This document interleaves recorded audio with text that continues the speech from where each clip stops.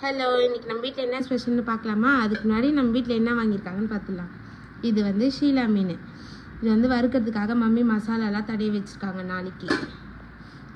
இது வந்து மத்தி மீன் வந்து குழம்புக்கு வந்து வச்சுருக்காங்க. இன்றைக்கி என்ன ஸ்பெஷல்னு பார்க்கலாமா? பிரியாணி,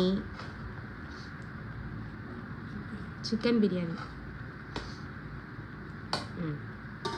அப்புறம் ஃபிஷ் ஃப்ரை. கொஞ்சமாக இன்றைக்கி ஃபிஷ் ஃப்ரை பண்ணோம். அப்புறம் தயிர் பச்சடி, அப்புறம் வந்து பார்த்திங்கன்னா சிக்கன் கிரேவி.